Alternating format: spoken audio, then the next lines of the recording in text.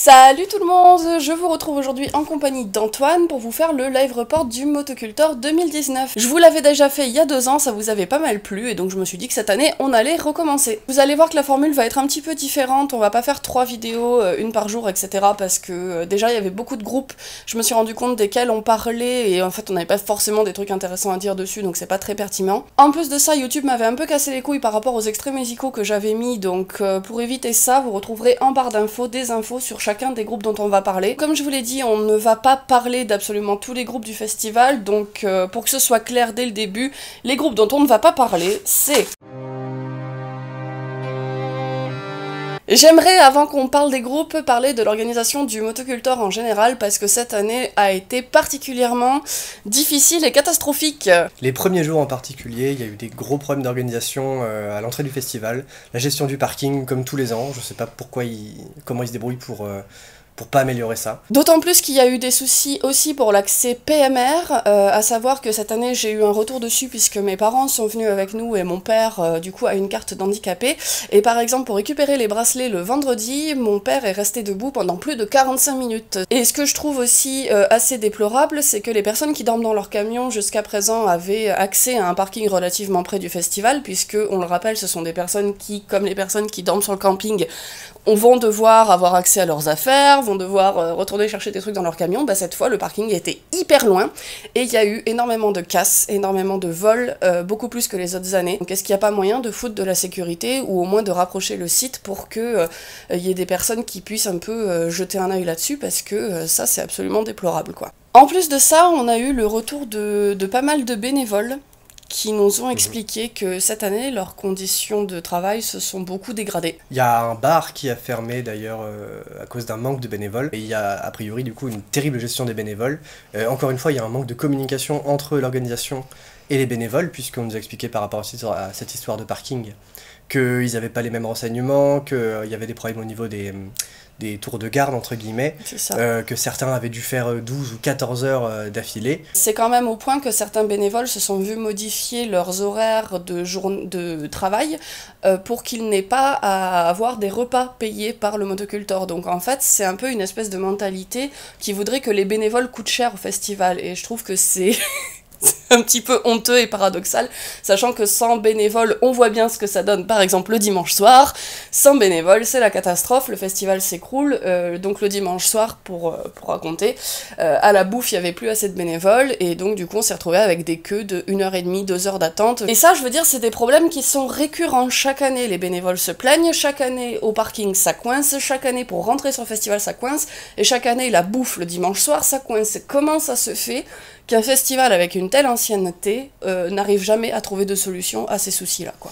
Et ce qui est inquiétant, c'est qu'en plus, a priori, l'affluence va continuer d'augmenter, puisqu'ils vont augmenter la jauge de 1000, voire 2000 personnes l'an prochain, en gardant le même site. Et comment ça va se passer à ce compte-là, à l'ouverture du festival? Là, à l'entrée du camping, il y avait une queue absolument monstrueuse, aussi parce qu'en fait, il n'y avait aucun bénévole qui était là pour gérer le public, pour dire ceux qui ont les passes un jour, vous prenez cette file, ceux qui ont les passes 3 jours, vous prenez cette file, ceux qui veulent entrer au camping, vous prenez cette file. C'était vraiment les gens laissés pour compte, quoi. Nous, c'est un festival qu'on fréquente depuis 2012 parce que justement on trouve que c'est un festival qui est toujours resté à taille humaine, c'est un festival dans lequel on arrivait à respirer, etc. Cette année, on a vraiment senti la présence d'énormément plus de monde, et je vous avoue que si jamais le festival compte vraiment ouvrir 1000 à 2000 personnes de plus par jour, ça nous fait peur. En plus de ça, ça pose aussi des soucis donc en termes de gestion des parkings, c'est-à-dire que la mairie de Saint-Nolff, à l'heure actuelle, s'oppose à donner encore plus de terrain pour ouvrir des parkings. Donc c'est bien gentil d'accueillir 1000 à 2000 personnes de plus, mais si jamais ils peuvent pas se garer et que ça recrée encore des soucis comme ça, c'est pas la peine, quoi. Et je trouve que c'est un petit peu paradoxal parce que le Motocultor a toujours dit qu'il souhaitait rester un événement à taille humaine, mais en même temps il continue de grossir chaque année. D'autant plus que le 4e jour semble être maintenant entériné. Ah oui, parce qu'il y a cette histoire, effectivement. Donc d'habitude, le Motocultor, c'est sur 3 jours. Là, ils avaient décidé, exceptionnellement cette année, parce qu'il y avait le jeudi 15 août, de faire un 4e jour qui était une journée folk médiévale, donc avec que des groupes sur ces thématiques-là. Du coup, c'était communiqué comme étant quelque chose d'exceptionnel, et là on arrive sur le site et bim, ils mettent en vente déjà les passes 4 jours pour l'an prochain. Donc ça veut dire que ça y est, le Motocultor, comme tous les festivals un peu à la mode, a décidé de s'étendre sur un 4e jour. Donc ça veut dire que le motocultor est vraiment dans une volonté expansionniste qui ne colle pas avec les propos de son créateur. Donc moi j'avoue que je suis un peu dépitée. Un truc qui nous a aussi bien cassé les couilles avant même l'arrivée au motocultor, c'est le fait que l'année dernière ils ont signé un partenariat exclusif avec la Coref. Cette année on se retrouve avec quoi? De la 8.6. Alors le biérologue ici présent qui est très fan de bière, enfin je veux dire on n'a absolument pas compris ce choix. Le motocultor il se plaigne chaque année de pas avoir de thunes, il signe ensuite des partenariats exclusifs avec certaines marques juste pour rompre le contrat l'année d'après, on ne comprend absolument pas.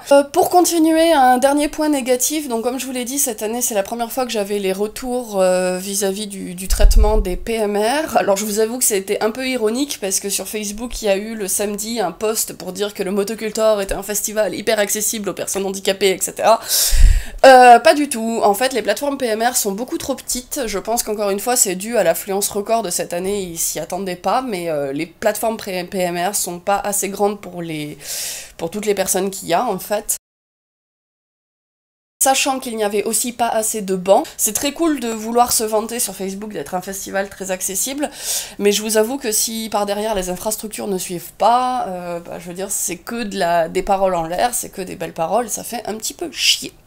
Hey salut tout le monde, c'est la Lola qui a sa tronche du jour de montage parce qu'en fait je me suis rendu compte justement en montant la vidéo que j'avais oublié de parler de certaines choses et de certaines expériences qui me sont arrivées pendant le motocultor. Ça me paraissait important d'en parler parce que déjà je pense que c'est des choses qui sont relativement graves, mais aussi parce que c'est des trucs qui pour moi sont représentatifs d'un changement au motocultor et d'un changement en termes aussi de peut-être de mentalité, de fréquentation, j'en sais rien, mais...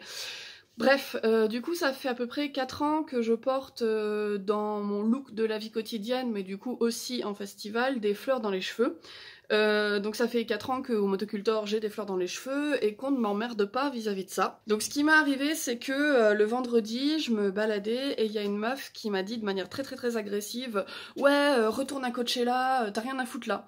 Donc moi je me suis approchée d'elle et je lui ai dit genre c'est quoi ton problème tu vois, et elle a commencé à me dire ouais les gens comme toi vous êtes des touristes, t'as rien à foutre là, avec ton look hyper étudié, on n'est pas à un défilé de mode ici. Franchement j'étais loin d'être très loin d'être hyper lookée, mais apparemment porter du maquillage pour elle c'était déjà être hyper lookée pour un festival, donc j'étais un peu en mode ok what the fuck. Le soir je me suis rendue sur la Suppositor pour aller voir Watain, qui était un des groupes que j'attendais le plus, c'est un groupe dont je suis très fan depuis des années, et il y a un mec qui m'a fait un croche-patte sur le trajet pour y aller et qui m'a dit que je n'avais rien à foutre là, que c'était pas ma place d'aller voir Watain, que les gens comme moi j'étais des gens qui pourrissaient le black metal et que avec mes petites fleurs je n'avais rien à foutre là et que j'étais une touriste au motocultor en gros. Donc j'étais hyper vénère, je lui ai dit que c'était un connard, etc. Puis j'ai fini par me barrer. Et enfin il m'a encore arrivé une expérience désagréable le samedi lorsque j'allais dans le pit pour aller voir Corpiclani. Donc je suis pas restée dans le pit très longtemps, mais sur le trajet pour aller au pit j'ai senti des gens qui me foutaient des coups de pied dans les fesses et dans les genoux, donc de manière très violente, et c'était pas genre des gestes d'un pogo incontrôlé quoi, ça sentait le truc volontaire. Et quand je me suis retournée, il y a le mec qui a montré mes fleurs en faisant genre etc. Donc quand je lui ai fait genre c'est quoi ton problème, il a hurlé ouais avec tes petites fleurs t'as rien à foutre là, etc. Donc ça faisait quand même 3 fois où on m'a emmerdée de manière relativement violente parce que j'ai des fleurs dans les cheveux. Et voilà, je tenais à vous partager ça parce que je trouve que c'est honteux comme attitude. Bon, dans les points positifs de cette année en termes d'orga, il y avait le cashless. Oui, très peu de queue au cashless à l'entrée pour faire recharger la carte. Le fait déjà de pouvoir créer les comptes en ligne en avance, ça a beaucoup aidé. Il n'y a pas de souci sur le remboursement. Non, ça permet de mieux gérer sa consommation puisque du coup on n'est pas emmerdé avec les restes de tickets. C'est marrant parce qu'en fait le motocultor, je trouve que chaque année il y a des trucs qu'ils améliorent et on se dit ah c'est une super idée, et puis par contre ils perdent sur d'autres points qui fonctionnaient bien les autres années, donc c'est un peu paradoxal, mais en tout cas ça c'est un bon point à souligner. Un autre bon point à souligner, comme d'habitude, c'est la sympathie des bénévoles présents. Vous êtes tous adorables, vous faites tous un super boulot, vous essayez tous de vous dépêtrer comme vous pouvez avec l'orga, avec ce qu'on vous donne, avec les consignes, mais vous avez tous le sourire, la sécu aussi. Les gens de la sécu, que ce soit à la fouille ou que ce soit devant les scènes, vous êtes vraiment des personnes adorables. Il y a des têtes qu'on reconnaît d'une année sur l'autre aussi, ça fait vraiment plaisir. Non, franchement, là-dessus, un grand merci, parce que sans vous, le festival n'existerait pas, en fait. Enfin, dans les points positifs, en termes de bouffe aussi à souligner, il y a de plus en plus de choix qui sont véganes. L'année dernière, on avait pas mal de choix végétariens déjà, mais en végétalien, de chaque année, ça s'améliore. Je trouve que c'est vraiment un bon point, parce que, en plus, la bouffe est vraiment bonne, et je trouve que ça reste encore accessible. J'ai vu des gens qui râlaient pour le ramen complet qui était à 13 € et qui trouvaient que ça faisait pas assez, mais je sais que le ramen au tofu qui était à 7 ou à 9 €, je me rappelle plus, je trouvais que c'était tout à fait correct pour le prix. Les Spätzle-Flettes, c'est trop bon, c'est une tuerie, ça cale bien, etc. Peut-être un dernier point aussi à rajouter, c'est toute la campagne d'affichage et toutes les affiches anti-harcèlement qu'il y avait sur le fest. Le Motocultor fait partie de tout un collectif de festivals qui s'est engagé contre le harcèlement sexiste durant le festival. Et du coup, il y avait un stand de prévention où on pouvait aller dénoncer des comportements qu'on avait vus, mais aussi plein d'affichages et de campagnes d'affichage qui ont aussi été rappelées sur Facebook par rapport à ça. Donc je trouve que ça, c'est une bonne idée, d'autant plus qu'on sent que le Motocultor essaie de faire un effort là-dessus. Il y a des personnes qui ont témoigné sur le groupe Facebook du Motocultor de comportements sexistes, de harcèlement ou bien de comportements transphobes qu'ils ont subis, et le Motocultor a tout de suite réagi. Le personnel de la sécurité, a priori, est de plus en plus formé à toutes les questions de la transphobie, à toutes les questions du sexisme, pour essayer de ne pas laisser passer ces comportements. Donc c'est loin d'être encore parfait, parce qu'il y a encore des dérives qui arrivent, et il y a encore des attaques sexistes, et c'est tout à fait déplorable, mais je trouve que c'est bien que le festival s'engage contre ça. Alors par contre, la disparition pure et simple du stand de prévention par rapport au risque auditif, qui aurait dû être présent, le stand était présent sur le plan, qui a été fourni en amont du festival. Alors donc il n'y avait pas de bouchon, d'oreille le jeudi. Il y en a eu à partir du vendredi, mais c'était des bouchons en mousse, tout ce qu'il y a de plus standard. Alors qu'avant, on pouvait encore se prendre une paire de bouchons en silicone qui sont quand même nettement plus confortables. Puis en plus, ça faisait vivre l'assaut. Oui, même c'était intéressant de faire de la prévention auditive dans ce genre de milieu, quoi. Voilà ce qu'on a à dire en gros sur le Motocultor 2019 dans sa globalité. On va passer au groupe, et cette année, on a décidé de décerner des prix pour changer un petit peu. Donc, c'est parti. Pour moi, le meilleur showlight, ça a été sur le concert de Cadavar, qui était le vendredi. Donc Cadavar, c'est un groupe où je m'en veux un petit peu, parce que je pensais que ce serait chiant, et c'est vrai que quand je réécoute sur album, je trouve ça profondément chiant.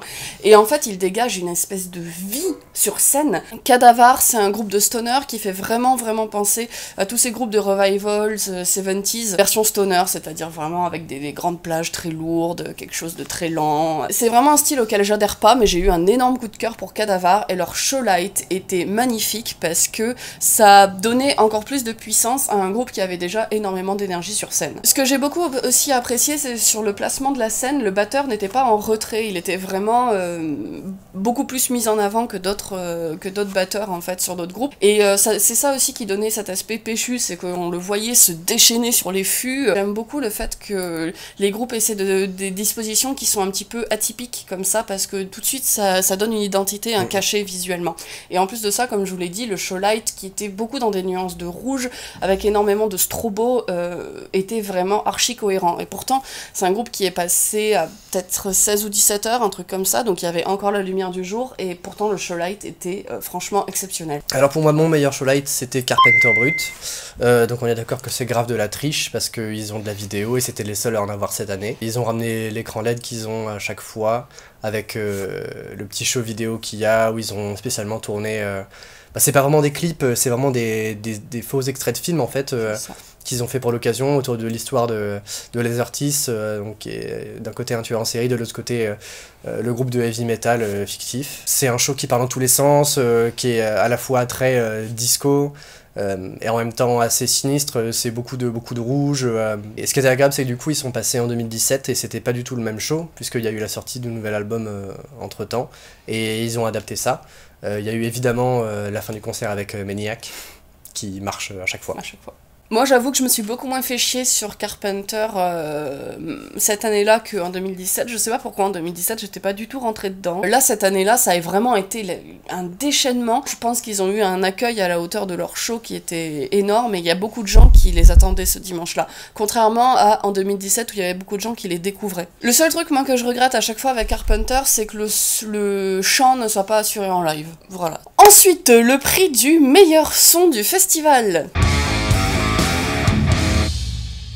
Pour moi, le meilleur son du festoche, c'était le son du groupe Avatar, qui était un des groupes que j'attendais le plus avec beaucoup d'appréhension parce que je savais pas du tout ce que ça allait donner. J'avais un peu peur parce que je me disais, est-ce qu'ils vont se reposer uniquement sur leur côté un peu grand cirque, grand guignol, etc. Est-ce que finalement ça va être plus un show qu'un concert? Bah non, c'était un vrai concert avec des vrais bons icos. Le son était excellent et ce que j'ai beaucoup apprécié, c'est que le sondier était habillé de la même manière qu'eux, c'est-à-dire qu'il faisait vraiment partie prenante du groupe, quoi. Donc Avatar, c'est un groupe à la base qui était du death mellow, et maintenant on pourrait dire que c'est du métal moderne avec des influences cirquesques, je sais pas, c'est assez difficile à définir la musique d'Avatar. Il y a aussi tout un aspect univers créé qui n'est pas passé à la trappe. Je suis souvent un petit peu déçue quand je vois certains groupes qui ont des univers très marqués, finalement qui sur scène font très peu d'efforts en termes de mise en scène, en termes de showlight. J'ai trouvé la setlist vraiment parfaite, à part le fait qu'il n'ait pas joué Newland,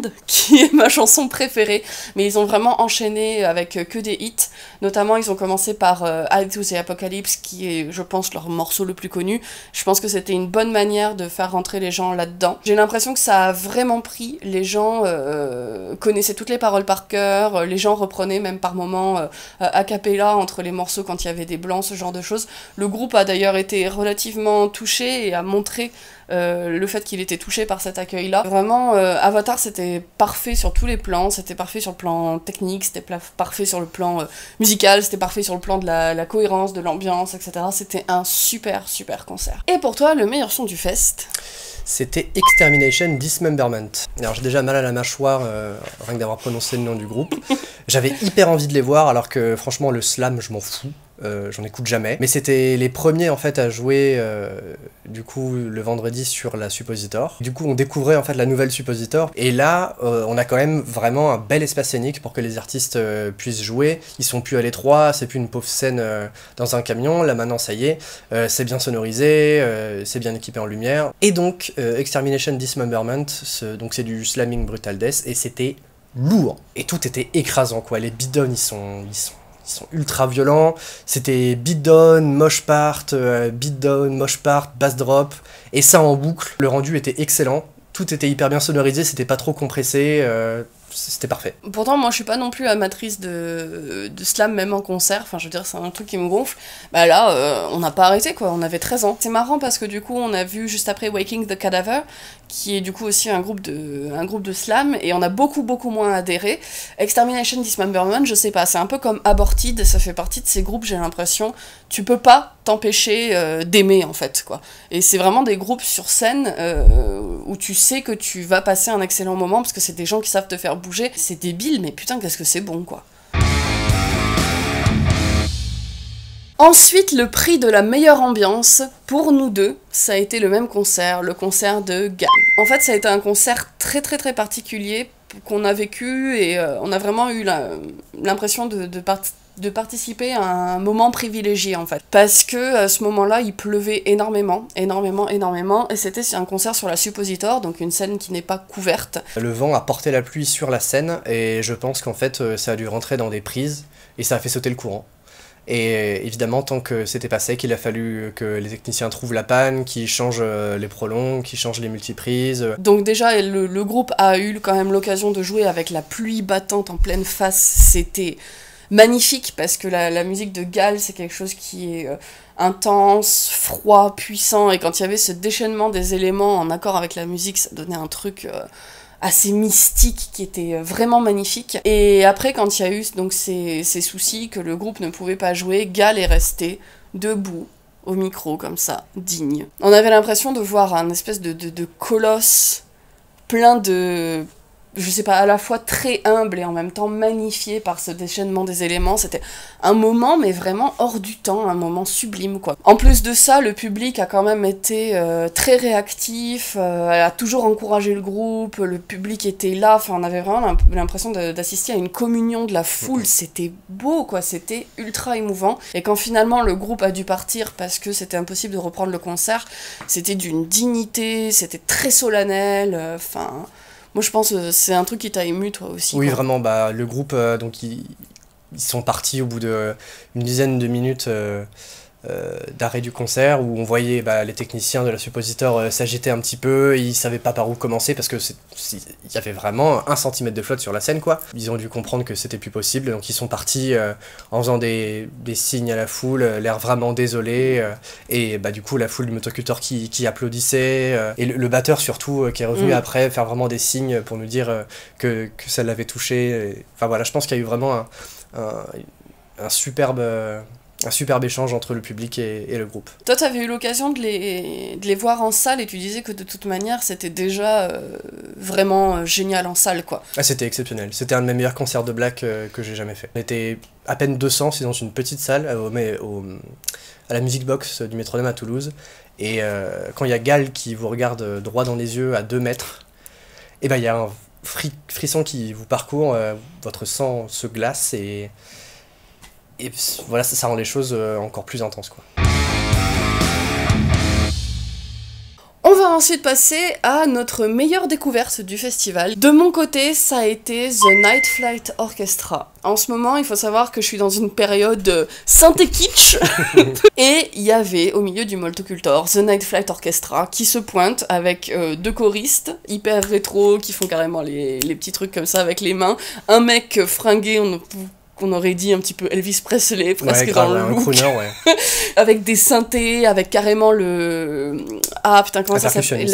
La percussion, mais la percussion vraiment... Les congas. Les congas, ouais, voilà, c'est ça exactement. Ou des bongos, je sais jamais la différence. Le truc qui fait boum boum boum boum boum, donc le truc hyper kitsch, c'était génial. Le public était à fond, donc c'est encore mieux de vivre ça avec un public qui est motivé. Pour moi, c'était un concert qui était un peu en adéquation avec Carpenter Brut, dans le côté où en fait on est là plus pour danser que réellement pogoter ou quoi, mais ça avait sa place. Et ça avait d'autant plus sa place qu'on a appris par la suite qu'en fait il y a des membres de Soilwork là-dedans, et je trouve ça complètement improbable quand on écoute Soilwork de se dire que... Et Ark Enemy. Et Ark Enemy.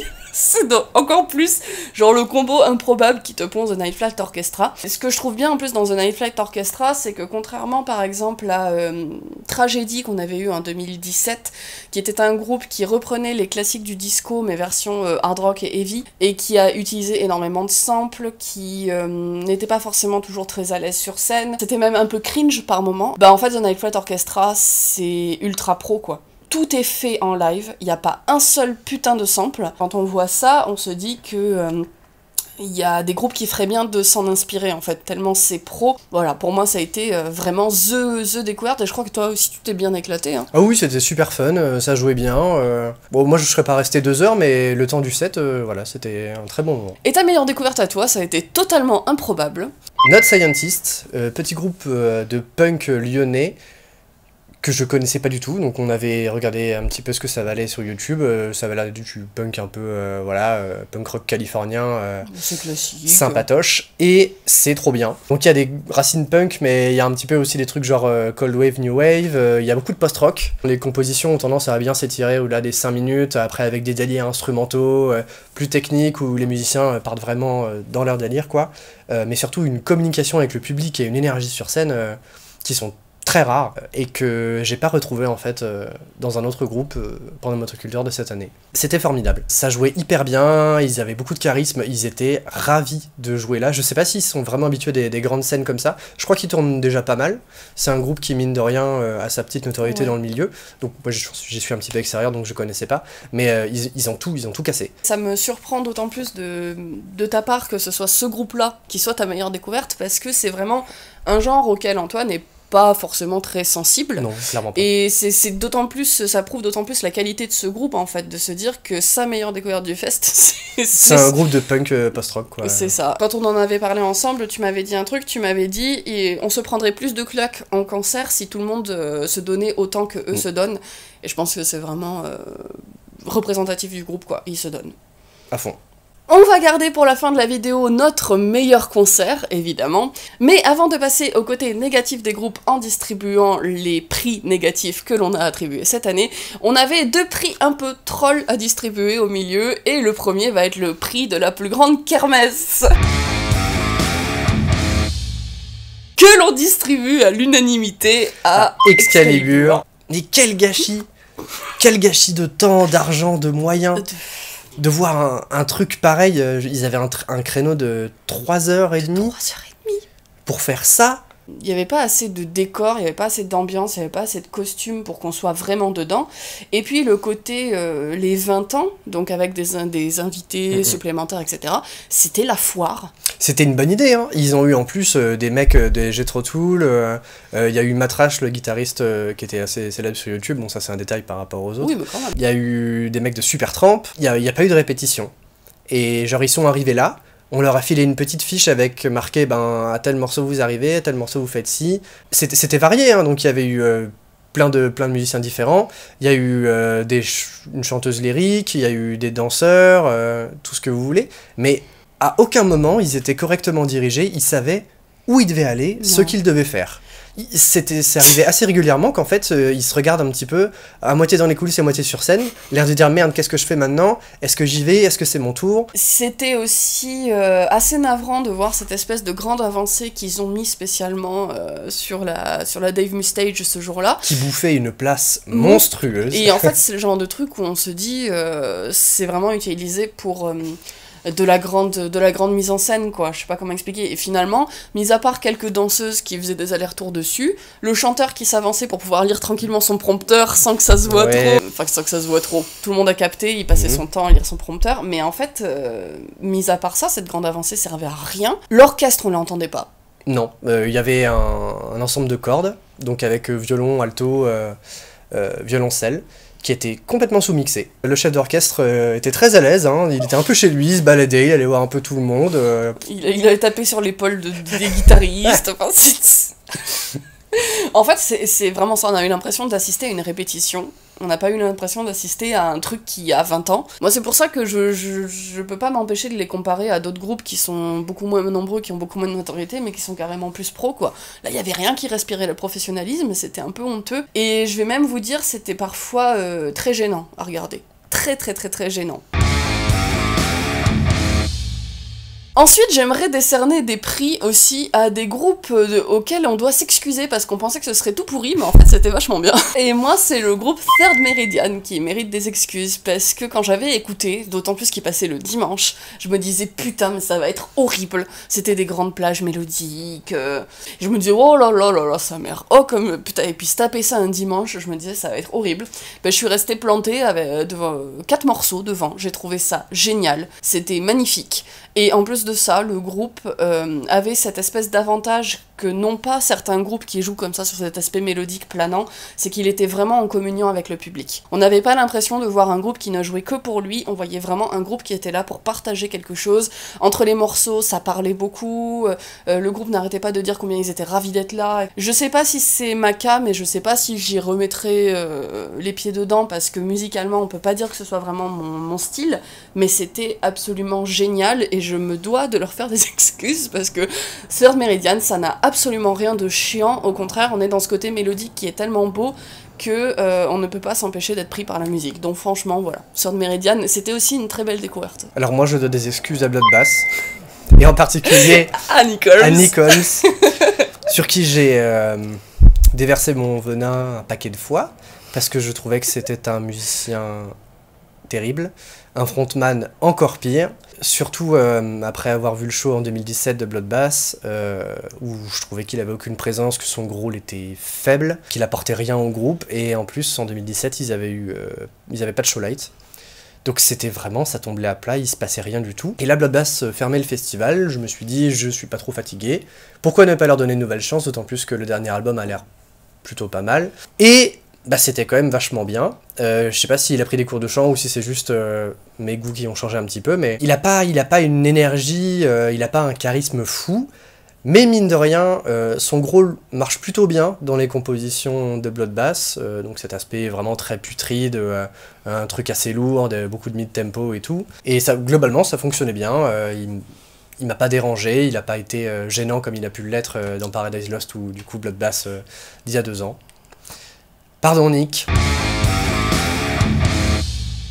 Donc, après notre meilleure découverte, j'avais envie qu'on parle un petit peu de notre pire déception. Moi, je pense que ma pire déception, ça a été Harakiri for the Sky. C'était un groupe que j'attendais énormément. Sur album, c'est sublime à tirer les larmes. Et je trouve qu'en live, il se passe rien. C'est pas un problème, on va dire, technique, hein, parce que les musiciens sont là. Ils sont plus ou moins... Bon, c'est pas le groupe le plus communicatif avec le public, mais ils sont là, ils sont présents, ils remercient. Déjà, je trouve que ça fait partie de ces groupes qui mériteraient d'avoir un petit peu plus de mise en scène, un petit peu plus, peut-être, de cohérence vestimentaire entre eux, un petit peu plus... Je sais pas, un truc pour se mettre un peu plus dans l'ambiance. Je sais que toi aussi, t'as eu plus ou moins ce feeling avec Harakiri. J'ai eu du mal à rentrer dedans au début. C'est vrai que la première moitié du concert, j'étais en dehors. Pourtant, moi aussi, j'adore Harakiri. Je voulais absolument les voir et tout ça. Et je sais pas si c'est un problème de son ou je sais pas. En fait, je trouvais que la batterie, elle était en dehors du mix. Oui, peut-être de ça. Apparemment, le batteur était malade. Du coup, peut-être que c'est son jeu qui était un peu faible. Tout m'avait l'air un peu compressé. Je sais pas. Bref. Finalement, j'ai réussi à me faire emporter par la musique et ça c'était un moment vraiment agréable, mais c'est vrai qu'au début, c'était dur. Je pense que Harakiri for the Sky, ça fait partie de ces groupes qui sont mieux à écouter chez soi qu'à voir en live, parce que finalement, le live, j'ai pas eu l'impression que ça apportait quelque chose de plus par rapport à leur exécution, en fait, parce que ils sont là, ils font les musiques. Mais ils font rien de plus. C'est très cool par exemple pour découvrir Harakiri for the Sky, si les gens connaissaient pas, je pense qu'ils ont dû avoir une belle découverte, mais je pense pas qu'il y ait de la valeur ajoutée en fait à les voir en live et ça m'a un peu déçu. Ma plus grosse déception c'était Ishan, déjà parce qu'au début le son était horrible, et même ensuite, il se passait absolument rien. C'était plat, je me suis rarement autant embêté à un concert, on est resté quoi, 4 chansons à peu près ? Ouais. Et je me suis dit, waouh! Il y a 1000 autres endroits sur Terre où je voudrais être, en fait, plutôt qu'être devant Ishan. Pourtant, j'avais vraiment envie de le voir. J'ai abandonné, je suis allé voir Aborted. Pas la même ambiance. À sa décharge, il a eu un petit souci technique. Le souci, c'est que... bon, ça arrive à tout le monde d'avoir des soucis techniques. Mais personne ne meublait. Voilà. C'est genre, il se passait rien. Genre, ils sont 5 sur scène, ou 4, je sais plus. Mais personne allait prendre le micro et dire « Ouais, on est content d'être là, ça nous fait plaisir et tout. » Non, ils attendaient qu'il change sa corde ou je sais pas quoi. C'est ça, et genre... Enfin, moi je me dis, un groupe qui a une réputation pareille n'a pas le droit à faire des erreurs comme ça, en fait. Donc ce qui fait que tu passais de plages mélodiques qui étaient, certes, bon, qui sont ce qu'elles sont, moi je trouve ça terriblement chiant, mais on peut trouver ça beau.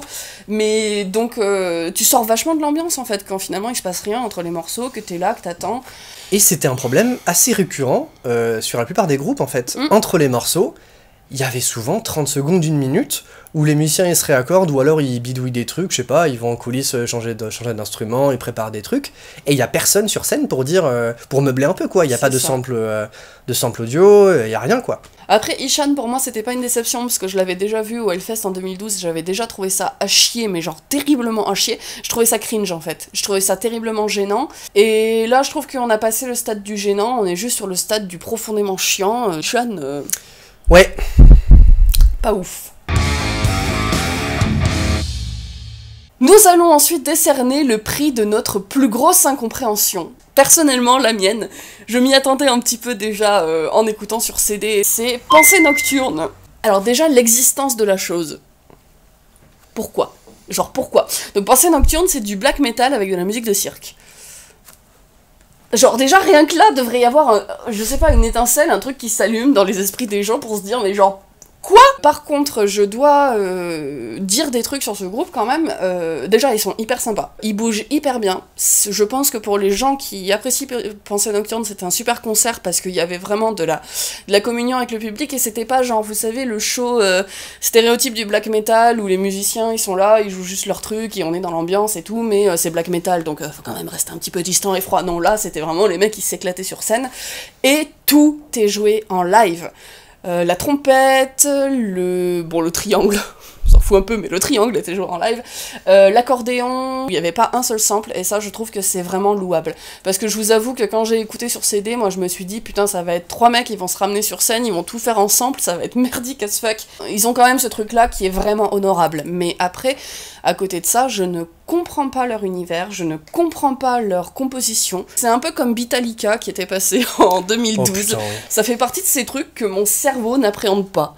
Et je pense que toi t'es pareil, hein, que de toute façon c'est genre... J'ai écouté 2-3 morceaux ouais, sur l'album, je suis passé complètement à côté, malgré le foin que ça a fait. Bon, tant mieux pour eux, hein. Si jamais c'est des bons icônes, c'est que sur scène ça tabasse. Non mais c'est ça, après on peut pas leur enlever que sur scène c'est cool, mais c'est juste que vraiment, nous c'est pas notre cas, mais puis c'est au point que moi je vous dis, je ne comprends pas. Mais toi tu as eu une autre très grosse incompréhension. Oui, bon bah c'est Magma. Franchement, je comprends rien. Après, je vois très bien, c'est un groupe des années 70, 60 voire même 60, ouais, je crois. Bon, je sais pas, je connais pas trop l'histoire du groupe. À l'époque, franchement, je veux bien, c'était hyper révolutionnaire, il y a ce côté très jazz, free jazz même, musique très avant-gardiste. Ok. Plus le fait qu'ils aient créé leur propre langue. Oui, voilà, donc il y a cette histoire-là aussi. Je trouve que c'était un foutoir, quoi, ça avait aucun sens. En fait, le problème que j'ai avec le jazz, c'est que pour moi, les musiciens, ils jouent pas ensemble. Ils sont chacun dans leur truc, je parle pour le free jazz, hein, je parle pas pour le jazz plus classique, mais pour le free jazz, ou les trucs un peu plus avant-gardistes, expérimentaux. Les musiciens, ils jouent chacun de leur côté. Ce qui est formidable, c'est qu'ils arrivent quand même à finir des morceaux, ensemble. Waouh, franchement bravo. Mais Magma, c'était ça, donc ils étaient là, ils jouaient, et moi j'étais là, et je regardais, et puis ben, il y avait rien. Je me suis dit, mais pourquoi ? Mais je suis content qu'il soit passé quand même, parce que ça veut dire que le festival fait preuve de pas mal d'ouverture d'esprit, et surtout, le Motocultor se veut très éclectique, et c'est vrai qu'un festival où il y a Gronibar et Magma qui jouent ensemble, bah c'est pas mal, en soi. Mais Magma, non, c'est non. C'est non. C'est non. Non. Moi, j'avoue que j'étais pas spécialement... J'avoue que j'étais pas spécialement, on va dire, déçue ou surprise par Magma parce que je les avais étudiés en cours de musicologie au lycée. Et en live, je reconnais toutes les qualités vraiment, mais c'est de la musique, c'est par exemple au chant, je regardais les chanteuses, c'est un truc de fou quoi. Franchement, à chanter, à jouer, je pense que c'est ultra compliqué, c'est ultra technique. Est-ce que ça rend la chose bien pour autant Ben, le truc c'est que... Non. Et en plus, ce que je trouve qui est un peu dommage, c'est que c'est fait partie de ces groupes qui jouent un peu pour eux. On n'avait pas l'impression qu'ils jouaient vraiment pour un public, il se passait pas grand chose, mais les gens ont eu l'air d'apprécier, donc tant mieux, mais bon voilà, Magma, c'est vrai que... C'est Magma quoi, ça fait partie un petit peu de ces ovnis, on adore ou on déteste, et nous c'est vrai qu'on comprend pas trop le délire quoi. Nous allons ensuite passer au pire son du festival, et là je fais un gros coucou à Mathilde qui était avec moi pendant ce concert. Si jamais tu me vois, il s'agit évidemment du concert de Henri Dess. Donc il faut savoir que Mathilde, la fille dont je parlais, est régisseuse du son, donc c'est quand même son métier, elle s'y connaît. Elle arrêtait pas de me dire mais qu'est-ce qui se passe, pourquoi, enfin c'est genre n'importe quoi, on n'entend pas Henri Dess, et c'est vrai qu'on ne l'entendait pas. Dès l'instant où il y avait la guitare ou la basse, ou dès que l'instant qu'il y avait de la batterie, en fait, quand il se contentait pas d'être avec sa guitare sèche, on n'entendait rien, c'était la cata. Et c'est con parce que Henri Dess, ce qui est marrant, c'est ses paroles, tu vois. Et donc c'est à ce moment-là qu'on s'est retourné vers la régie en se disant quand même on va jeter des regards noirs au mec qui fait un son aussi dégueulasse. En fait, l'ingé son n'était pas là. Donc il y avait le mec au light qui était là, qui faisait son boulot, qui avait l'air très content de lui, le light était très bien. Le mec il s'est pointé à partir de la 3e chanson avant la fin, et bizarrement, la 3e chanson avant la fin, le son était beaucoup moins crado. Je vous avoue que ça me fout d'autant plus les boules que Henri Dess ait eu un son aussi crado, parce que c'est de loin, je pense, le groupe qui a bénéficié du meilleur accueil de la part du public. Et ça me fout les boules. Henri Dess, death metal, ah c'est marrant, oui. Moi j'étais avec des potes dans le pit, c'est marrant, on a fait des trucs, etc. Mais putain, quand tu viens en Motocultor et que tu te dis que ton meilleur concert, enfin parce que c'est des trucs que j'ai eu quoi, que ton meilleur concert ça a été Henri Dess, quand on voit le son crado qu'il a eu, quand on voit la performance qui était loin d'être exceptionnelle, parce que je suis désolée, Henri Dess il est vieux, il est fatigué, ça se sent. Même les autres musiciens finalement. Oui, c'était loin d'être ouf, et moi ça m'interroge beaucoup sur ce que viennent chercher les gens en festival. Et c'est une question qu'on se pose de plus en plus, parce que je me rends compte qu'il y a plein de gens pour qui le festival c'est pas dormir pendant 4 jours, c'est se bourrer la gueule, c'est se vomir dessus, c'est ne venir qu'à partir de 18h voir les grosses têtes d'affiche, et être si possible défoncé ou bourré devant pour ne pas pouvoir s'en rappeler, et que c'est ça, passer un bon festival. Je veux dire, après je juge pas, chacun son truc. Enfin, je veux dire, est-ce qu'il y a vraiment besoin de payer 130 balles pour faire ça, quoi. En fait. Et je trouve que c'est d'autant plus dommageable parce que pour moi, ça prouve une pente glissante dans laquelle est le motocultor, c'est-à-dire que ça va devenir de plus en plus un festival pour faire la fête et pas un festival de musique. Pour moi, ce qui s'est passé à Henri Dess, c'est symptomatique de cette mentalité-là. Chacun a le droit de s'éclater. Si Henri Dess était ton meilleur concert, qui suis-je pour juger? Je veux dire, on s'en fout. Mais c'est plus dans le fond du truc. J'ai l'impression que le motocultor, ça change, quoi. Et moi, je suis un peu la vieille conne, mais je me dis, ça me fait un peu peur, quoi. Peut-être que c'était un peu mieux avant. Voilà. Et toi, ton pire son, qu'était-ce donc? J'hésitais entre Waking the Cadaver et Anal Natrak, et c'était clairement Anal Natrak. J'avais envie de les voir. Je suis pas un gros fan, mais je les avais déjà vus en 2015 au Hellfest, un petit festival en Indre-et-Loire. Vous savez pas où c'est normal. C'était vachement bien, et là au Motocultor, c'était chier, on comprenait rien, le chant était moche, il était et mal mixé et mal chanté. En fait, c'était pas un mix, les instruments ils s'étaient foutus les uns à côté des autres, mais il y avait rien qui était ensemble. Du coup, je suis resté, ouais, je sais pas, 10 minutes, 15 minutes, et après j'ai arrêté d'insister. Je me suis barré parce que ça craignait du cul. C'est une magnifique expression. Donc nous allons ensuite passer à ce qu'on a trouvé qui était la pire ambiance du fest. Pour moi, de très loin, ça a été Volvennest. Volvennest, donc c'est un groupe... comment est-ce qu'on pourrait décrire ça? C'est du prog... prog post-rock, ouais, avec des éléments black metal qui traînent dedans. Il y avait un petit peu de black, c'est vrai, donc... typiquement le genre de truc auquel je suis plutôt ouverte, même si j'ai tendance à trouver ça un peu chiant sur la langue, bon, je suis plutôt ouverte à ça. Le seul problème, c'était l'attitude du groupe. Ils jouaient tellement perso, ils jouaient tellement entre eux, en se regardant constamment et sans jamais jeter de regard au public, que c'en était vraiment dérangeant. Si tu es pas en communion avec le public, si tu essaies pas de faire rentrer le public dans ce que tu essaies de proposer, ça tombe à l'eau, quoi. Et donc on insistait ça très extérieurement, en fait. On regardait le groupe s'agiter, faire 2-3 trucs sur scène, et puis il se passait rien. Et c'est dommage, parce que c'est un groupe qui a le mérite de n'avoir pas de sample, c'est en plus un groupe qui a le mérite d'utiliser un instrument très original, qui est le thérémine. Je crois que c'est le premier groupe à thérémine qu'on voit de tout le Motocultor. Je pense aussi. Il se passe rien parce que le groupe ne fait aucun effort de communion, et d'ailleurs les gens s'y sont pas trompés, au fur et à mesure ça désertait la scène, parce que je suis désolée mais le résultat c'était que c'était terriblement chiant. Je pense que c'est à peu près les mêmes reproches que t'aurais à faire à Nitland, non? Tout à fait. Nitland, déjà, ils ont ouvert le samedi. Moi, je trouve ça un peu chaud quand même pour un groupe donc, qui font de la musique, c'est du pagan, quoi. Mais pas du tout métal, hein, vraiment, avec des instruments traditionnels. C'est un groupe russe, je crois. Ils sont que 2. Et donc, c'est un truc très ritualiste. Ils ont des corpse paint un peu primaires, des costumes...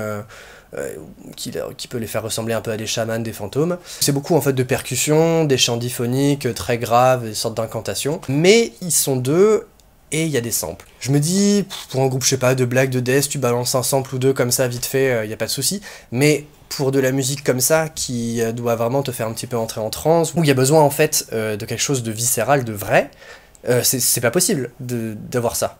Donc il faut plus de musiciens, ou alors il faut changer les compos, je sais pas, mais ça a pas marché du tout. En plus, mettre un groupe comme ça à 12h30, ben... pas top. Et donc, puisque c'est ma chaîne YouTube, que je fais ce que je veux et que je vais tricher, je vais décerner non pas un prix, mais 3. Faut savoir que moi je suis quelqu'un qui réfléchit beaucoup avec mes glandes lacrymales, hein, vous commencez à le comprendre sur le plan cinématographique, ben j'agis pareil sur le plan de la musique. Il y a 3 concerts pendant ce festival où j'ai chialé, et c'est donc les 3 concerts que j'ai les préférés. En premier, il y a eu le concert de Watain. putain de sa mère de Watain. Comment c'était énorme, c'était magnifique, c'était génial. Je trouve que Watain, c'est un groupe qui en plus est tenu par Danielson, qui est ultra charismatique, et qui arrive vraiment à communier des choses énormes. Quand on va voir Watain en concert, on assiste à quelque chose de religieux en fait. En plus, Eric Danielson, je trouve que c'est un mec qui va jusqu'au bout de ses idées, c'est un vrai artiste dans le sens où c'est un mec qui s'accomplit à 100%. C'était brutal, c'était puissant, c'était sauvage, c'était sale, c'était malsain, c'était fabuleux à voir. Et ce que je trouve d'autant plus fabuleux, c'est que comme pour Galsworld, en fait, il y avait énormément d'eau, de pluie, et il y avait ce déchaînement des éléments face aux lampes torches et aux flammes qui étaient allumées partout sur la scène, et ça donnait cette espèce de dualité des éléments qui n'étaient pas du tout prévus, mais qui en plus allaient vraiment très très bien avec le show. Ça fait partie de ces moments où j'ai l'impression que c'est plus moi qui réfléchis, c'est un espèce d'instinct primitif, sauvage, et ça fait vraiment du bien en fait, par moments quand t'as le cerveau qui s'éteint, et où t'as juste l'impression que c'est ton corps qui prend le contrôle, ben Watain ça arrive à me faire ça. Et voilà, je trouve ça génial. Et je trouve ça d'autant plus génial que j'ai pu rencontrer Eric Danielson juste un petit peu avant, et lui faire signer un autographe donc, que j'ai retrouvé, qui était plein de sang, etc. Ce mec est d'une subtilité à toute épreuve, mais avoir pu rencontrer en plus un mec que j'admire juste avant de le voir passer sur scène, forcément ça te crée encore plus un lien, voilà, moi ça m'a déclenché énormément de choses, ce concert. Oui, Watain, c'était un excellent concert, c'est vrai. Assez peu de morceaux de Lost Darkness qui restent mon album préféré, même s'il est en général assez décrié, qu'importe. C'est l'album qui m'a fait rentrer dans le black metal, donc après j'ai dérivé dans d'autres trucs, mais quand même merci à lui. Ça fait du bien de découvrir du coup le dernier album en live. Il a ce côté un peu plus punk, qui fait du bien et qui marche hyper bien en fait, qui est hyper efficace, beaucoup moins mélodique mais plus rentre dedans en fait tout simplement. Et bon bah c'est vrai que Watain, c'est très kikou quoi, il y a le sang, il y a les flammes, les tridents enflammés, c'est Satan, et n'empêche que ça marche, c'est vrai. Et du coup, à l'extrême opposé, mon concert préféré, c'était Mugwa. Alors j'ai à l'extrême opposé parce que oui, c'est aussi du black metal, mais alors que Watain, il ramène vraiment tout un attirail sur scène avec tout ce que vous voulez, tout le décor et tout. Mugwa, il n'y a rien, il y a 4 mecs. Avec des capuches. Avec des capuches et un backdrop. Allez.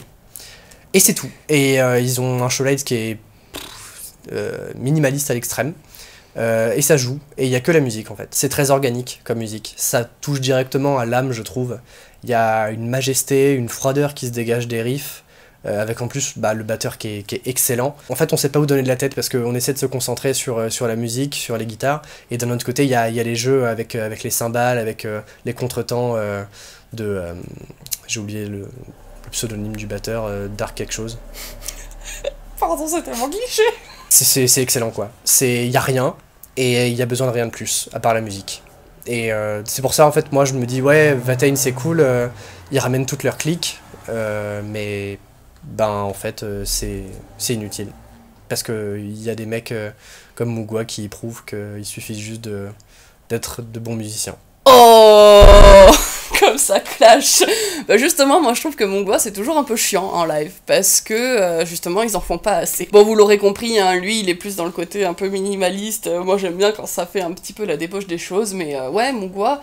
Bon, je me suis moins ennuyée que la première fois que je les ai vus en concert, et j'ai beau trouver ça beau, il manque toujours un truc. Je trouve que quand on voit un groupe en live, il faut qu'il y ait une valeur ajoutée, et je trouve que Mugwa fait partie de ces groupes où il n'y a pas de valeur ajoutée. Mais bon, ce n'est que mon humble avis. Donc le samedi, il y a eu le groupe Korpiklani. Alors là, je vois déjà les gens hurler au scandale. Quoi ? Korpiklani, concert préféré. Bah j'ai passé Korpiklani en larmes. Je sais qu'il y a des gens qui vont se dire que c'est comme Durandal qui chiale devant Lucie et...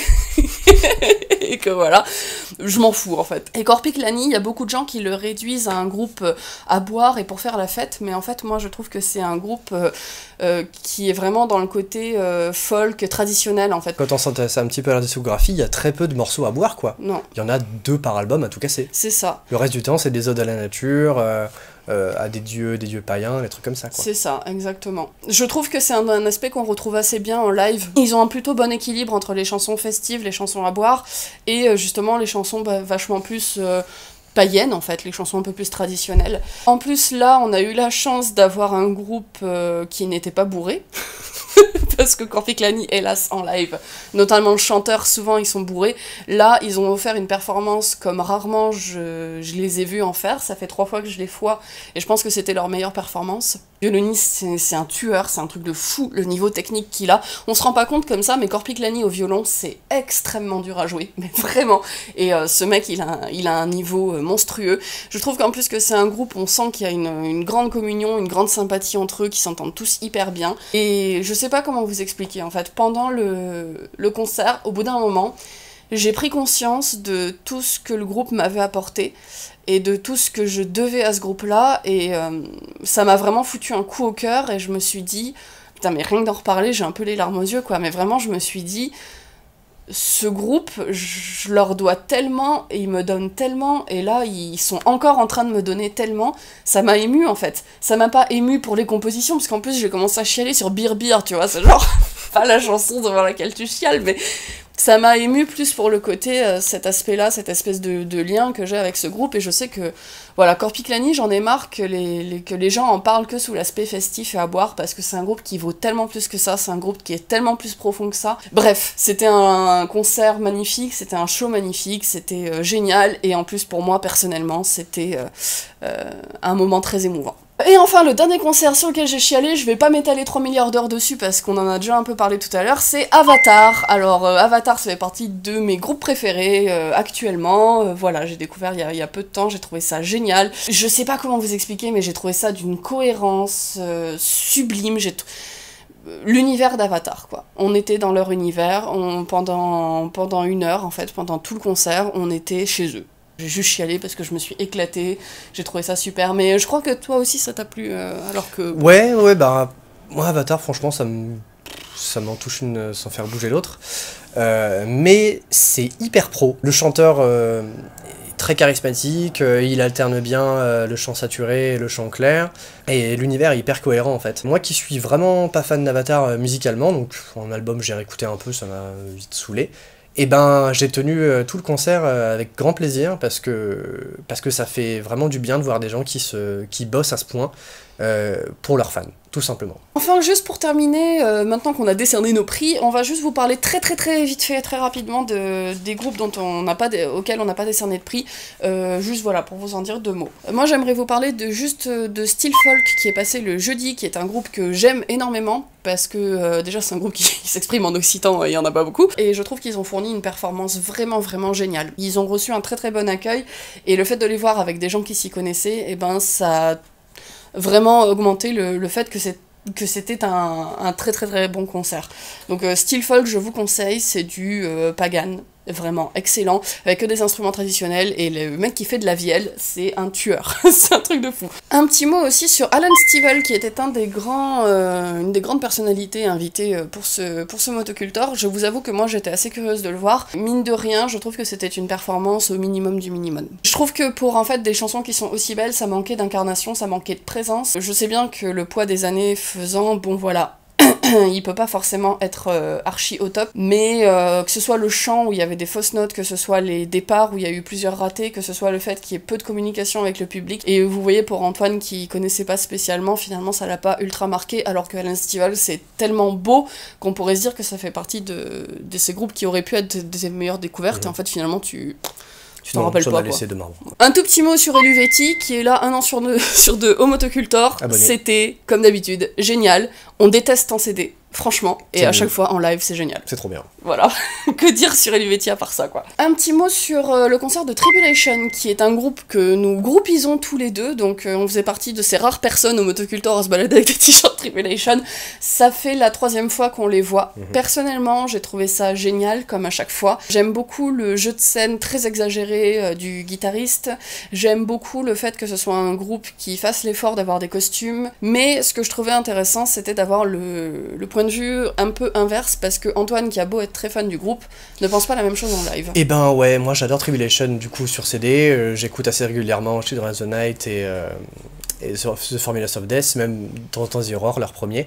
Et ben je trouve que en live ça marche pas trop, parce que déjà ils laissent tomber un petit peu leur première composition, alors que ça serait vachement plus sympa en fait de les mettre au milieu des autres, des plus récentes, qui sont pour le coup beaucoup plus rock et beaucoup moins métal. Je trouve qu'il y a un souci au niveau du son de guitare, qui est un choix du guitariste, où il y a beaucoup trop de chorus, de flangers, franchement on comprend rien.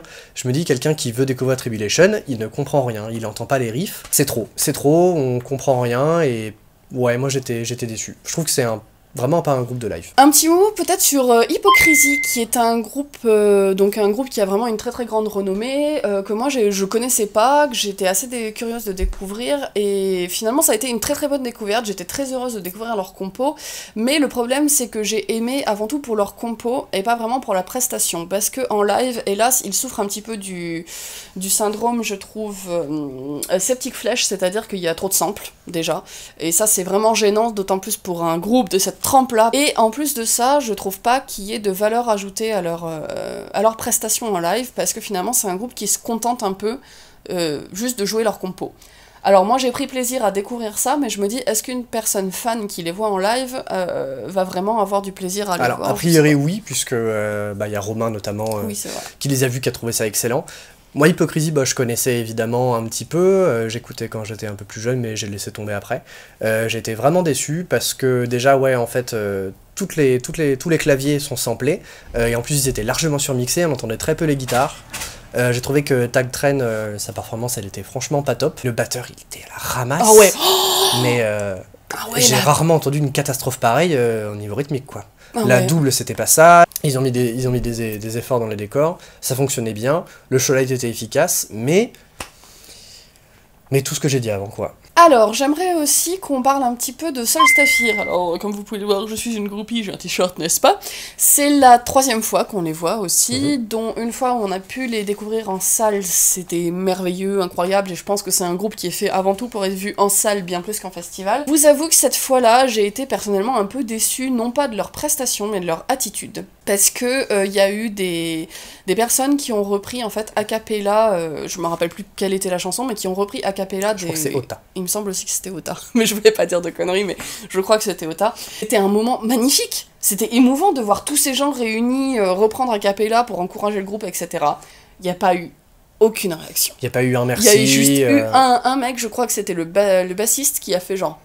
Ouais, mais c'est vrai qu'on se serait attendu un petit peu plus... Et genre ce battage de couilles, mais total. Je trouve que c'est un groupe qui se la pète, en fait. Ou en tout cas qui donne l'impression, sur scène, de se la péter. Parce qu'après, on a eu l'occasion de les voir en dédicace, et j'avais pas du tout l'impression qu'ils se la pétaient. Non, ils étaient très naturels, très très gentils. On a discuté un petit peu de leur concert à Toulouse et tout. Et donc, non seulement ce manque de réaction, mais aussi le fait qu'entre les morceaux...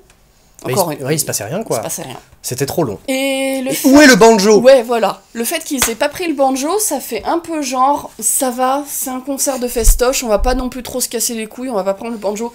J'exagère peut-être, hein, ça se trouve ils avaient eu un problème de matos, j'en sais rien, mais le tout réuni, ça me donnait une impression un peu bizarre, j'avais l'impression que le groupe avait pas spécialement envie d'être là, en fait. Marduk en live. Alors moi, je vous avoue que ça fait partie de ces grandes légendes du black metal, etc. J'avais un peu la trouille, notamment à cause du public qui se trimballe. Parce que Marduk, ils ont quand même... bon, voilà, on sait très bien qu'ils se trimballent... Un public de fachos. Voilà, on va pas chipoter. Il y a pas eu de débordement, il y a rien eu de craignos. Et c'était un très bon concert. Et Marduk, putain, qu'est-ce que ça envoie. Par contre, c'est très marrant de voir... à quel point c'est un groupe qui a de l'expérience, on le sent parce que musicalement et techniquement c'est génial, mais par contre à quel point à côté de ça il y avait un côté roots, quoi, je sais pas comment expliquer, un côté genre un peu je m'en foutiste, qui fait aussi partie de cet esprit black metal, cet esprit contestataire, cet esprit on s'en bat un peu les couilles des codes, etc. Et j'ai été très étonnée de voir que Marduk c'était un groupe qui bougeait en fait, et qui faisait même des choses assez dansantes. J'avais peur que ce soit hyper crade. Je me suis dit, ça se trouve, ils vont être claqués, ça va être comme 1349 l'an dernier, ça va être honteux. Et non, tous hyper carrés, le batteur qui est une machine de guerre. Le groupe, pour moi, a tenu ses promesses et il a vraiment fourni un show à hauteur de la réputation. Et bien voilà, je pense qu'on a fait le tour des principaux groupes dont on voulait vous parler. Si jamais il y a des groupes qu'on a oubliés, dont on n'a pas parlé, c'est parce qu'on n'avait pas spécialement de trucs intéressants à dire dessus, tout simplement. Donc, je voulais profiter de cette vidéo pour vraiment beaucoup remercier Baptiste qui nous a permis de passer un motocultor dans des conditions d'hébergement magnifiques, puisqu'on a réussi à trouver une chambre à la dernière minute. Bref, Baptiste... je pense que le Hellfest devrait déboulonner la statue de Lemmy et en construire une à ton effigie à la place. Vraiment, c'était génial. J'aimerais faire aussi un petit coucou à Nicolas et Elise qui étaient avec nous sur la chambre d'hôtes, qui ont fait... du coup, un live report en photo. Je vous mettrai le lien de leur page Facebook pro dans la barre d'infos pour que vous puissiez aller les voir parce que leurs photos sont trop belles. En particulier celles de Galles, ouais, qui sont exceptionnelles. Et si vous voulez avoir une idée de cette ambiance magique de laquelle on vous parlait, voilà, allez voir leurs photos qui étaient magnifiques. J'aimerais aussi faire un coucou à Arthur, le bénévole du bar, qui fait aussi partie de ce groupe dont on ne prononcera pas le nom sur Facebook. Donc merci pour ta sympathie, merci de m'avoir reconnu, merci d'avoir été cool. J'aimerais aussi remercier cet abonné qui m'a reconnu sur le concert de Solstafir. Alors je suis désolée, on s'est éloigné parce qu'en fait on entendait pas bien le concert, mais du coup après on s'est perdu de vue et on n'a pas bu cette fameuse bière qu'on devait se voir, mais merci à toi, je suis très contente de t'avoir croisé, ça m'a fait très plaisir. Merci à cette bénévole qui avait un chat qui s'appelle Lucifer et qui ressemble à notre petit Macha, et ça m'a fait très très plaisir aussi. Bref, merci encore une fois à tous les bénévoles, je tiens à le rappeler, et puis on se dit comme d'habitude à la prochaine pour une nouvelle vidéo, et à l'an prochain pour le prochain live report du Motocultor. Salut, à Ciao. plus.